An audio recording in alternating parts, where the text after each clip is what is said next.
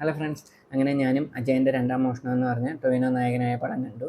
പടം കണ്ടു കഴിഞ്ഞപ്പോൾ നല്ല തൃപ്തി തോന്നുന്നുണ്ട്. അതായത് കഴിഞ്ഞ തവണ ഗോട്ട് സിനിമ തിയേറ്ററിൽ പോയി കണ്ടതിൻ്റെ ആ ഒരു ക്ഷീണം മാറി. ഈ പടത്തിനെ കുറിച്ച് പറയുകയാണെങ്കിൽ കഥയാണേലും നല്ല കഥയാണ്. പിന്നെ ഫൈറ്റ് കൊറിയോഗ്രഫി ചെയ്തേക്കുന്ന അടിപൊളിയാണ്. നല്ല രസമാണ്, കണ്ടുകൊണ്ടിരിക്കാൻ നല്ല രസമാണ്. പിന്നെ കൂടുതലും ഫൈറ്റൊക്കെ ഇരുട്ടത്താണേലും പക്ഷേ നല്ല രസമാണ് കാണാൻ. പിന്നെ ഇതിനകത്ത് ടൊവിനോയുടെ ആക്ടിങ് അടിപൊളിയാണ്. അതിപ്പം മറ്റേ മണിയൻ എന്നും പറയുന്നൊരു ക്യാരക്ടറുണ്ട്, അതിനകത്ത് അടിപൊളി പെർഫോമൻസാണ്. പിന്നെ അജയ് എന്ന് പറയുന്നതും ഓക്കെയാണ്. പിന്നെ മറ്റേ ഒരു ഹിസ്റ്റോറിക്കൽ ലുക്കുള്ള ഒരു സാധനമുണ്ട്, അതിനെ കുറച്ച് നേരമേ ഉള്ളൂ, എന്നാലും അതിനകത്തുള്ള ഫൈറ്റൊക്കെ അടിപൊളിയായിട്ട് ചെയ്തിട്ടുണ്ട്. എടുത്തു പറയേണ്ട അഭിനയം എന്ന് പറഞ്ഞാൽ മണിയൻ്റെയാണ്. 3 കഥാപാത്രം ഉണ്ടെങ്കിലും ആ ഫൈറ്റ് ആണെങ്കിലും 3 പേർക്കും 3 രീതിയിലാണ്. അതുപോലെ അടിപൊളിയായിട്ടാണ് ഫൈറ്റ് ചെയ്തിരിക്കുന്നത്. എടുത്തു പറയേണ്ട ഫൈറ്റ് തന്നെയാണ്. പിന്നെ ക്യാമറ വർക്കും അടിപൊളിയാണ്. VFX ആണെങ്കിലും നല്ല ഇതായിട്ടാണ് ചെയ്തേക്കുന്നത്. പിന്നെ ആകെ എനിക്കൊരു കുഴപ്പമായിട്ട് തോന്നിയത് 3D തന്നെയാണ്. 3D ഇല്ലാതെ 2D കാണുന്നതാണ് നല്ലത്. 3Dക്ക് അത്ര അങ്ങ് വലിയ എഫക്റ്റുള്ള സാധനമൊന്നും ഇല്ല.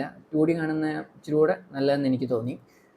പിന്നെ ഇതിനകത്താണെങ്കിൽ ടൊവിനോയുടെ ഒരു നായികയായിട്ട് തെലുങ്കിലെ കൃതി ഷെട്ടി വരുന്നുണ്ട്. അവർ തമ്മിലുള്ള കെമിസ്ട്രി ആണെങ്കിലും നല്ല രസമുണ്ട് കണ്ടുകൊണ്ടിരിക്കാൻ. പിന്നെ ഇതിനകത്ത് മെയിനായിട്ട് ബേസിൽ ജോസഫ് ഉണ്ട്, അജു വർഗീസ് ഉണ്ട്. പിന്നെ ഈ പടത്തിലാണെങ്കിൽ കോമഡി ആണെങ്കിലും അത്യാവശ്യം കുറച്ച് അങ്ങനെ മൊത്തം കോമഡിയാണെന്നല്ല, കുറച്ച് ഒരു 2, 3, 4, 5 കോമഡിയൊക്കെ ഉണ്ട്. അതൊക്കെ ആണെങ്കിലും എനിക്ക് നല്ലപോലെ വർക്കായിരുന്നു. പിന്നെ എനിക്ക് ഈ സിനിമയുടെ ഒരു പ്രത്യേകതയായിട്ട് തോന്നിയാൽ നമുക്ക് ഒട്ടും ലാഗ് അടിക്കത്തില്ല. കാരണം പെട്ടെന്ന് അടുത്ത സീൻ മാറി പോകുന്നുണ്ട്. അല്ലാതെ ബാക്കിയുള്ള പടങ്ങളിലെ പോയിട്ട് ഭയങ്കര ലാഗ് അടിച്ച് ആ ഒരു പരിപാടിയൊന്നുമില്ല.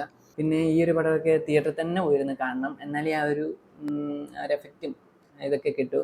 ഇപ്പം ഫോണിലോ TV-ലൊക്കെ കണ്ട അത്ര ഗുമ്മുണ്ടായിരിക്കും എന്ന് എനിക്ക് തോന്നുന്നില്ല. ഇതിനകത്ത് നെഗറ്റീവ് എനിക്കിങ്ങനെ ഒന്നും തോന്നിയില്ല. എനിക്കാകെ ആ 3Dയുടെ സാധനം മാത്രമേ തോന്നുള്ളൂ. ബാക്കി കണ്ടത് ഫുള്ള് എനിക്ക് ഇഷ്ടപ്പെട്ടിട്ടുണ്ട്. ടൊവിനോയുടെ അഭിനയമാണ് എനിക്ക് ഭയങ്കരമായിട്ട് ഇഷ്ടപ്പെട്ടു. അതിലെ പ്രത്യേകിച്ച് മണി എന്ന് പറയുന്ന ക്യാരക്ടർ.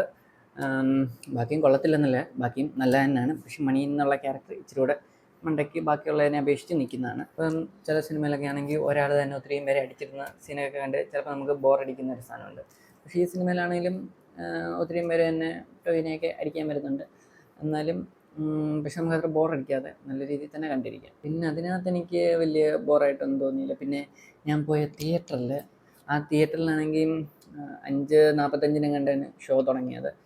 അത് കഴിഞ്ഞും അവർ ആ ലൈറ്റ് കുറേ നേരം ഇട്ടിരുന്നു. മറ്റേ സൈഡിലുള്ള ലൈറ്റാണെങ്കിലും കുറേ നേരം ഇട്ടു.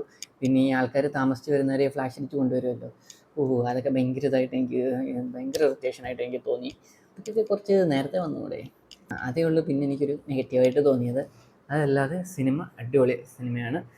നമ്മൾ മുടക്കുന്ന പൈസയ്ക്ക് ഉള്ളതുണ്ട് സിനിമയിൽ.